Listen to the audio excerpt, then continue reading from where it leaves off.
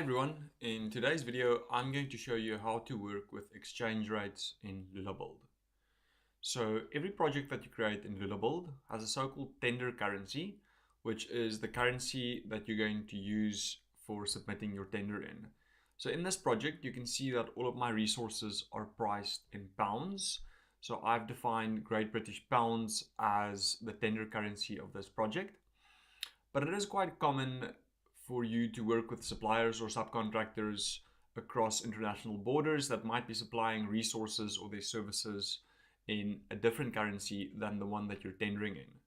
So in Lula Build, we've got a module called exchange rates, which you can use to model such variances in currency. So as an example, let's say for this project, we want to buy ceramic tiles from a country in Europe. So we'll be purchasing the item in euros. So we need to define an exchange rate that takes us from euros to Great British Pounds.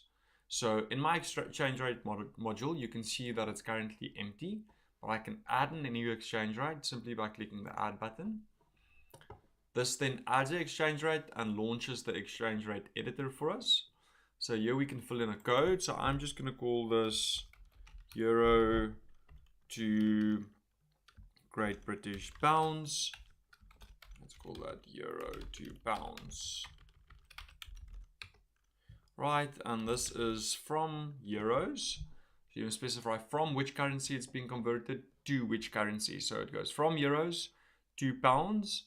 And let's say the conversion rate at the moment is 0.9. Okay, and we can click not done. Alright, so now we've got an exchange rate, and if I go back to my resources scene, I can now create a new resource. And let's say this is the ceramic tiles.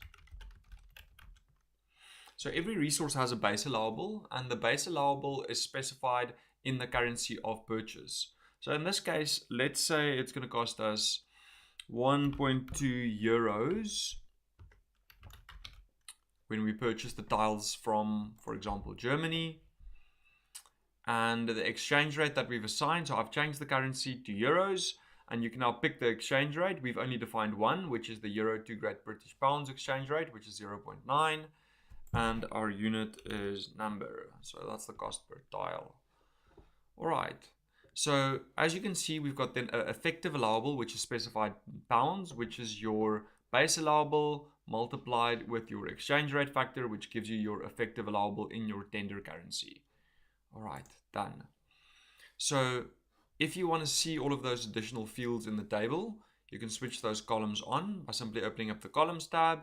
And we can, for example, now show the base allowable or the currency or the exchange rate and the conversion factor. So here you can see with ceramic tiles, we've got a base allowable of 1.2 euros. The exchange rate that is applied is the euro to pounds exchange rate, and the conversion factor is 0.9. All right, and now you've got a final effective allowable in your tender currency, which is automatically converted for you. Okay, so exchange rates can be applied to resources, but they can also be applied to suppliers and to subcontractors. So when you're doing adjudications, you can specify a specific currency for a quotation and apply an exchange rate to that quotation. Okay, thank you, and until next time.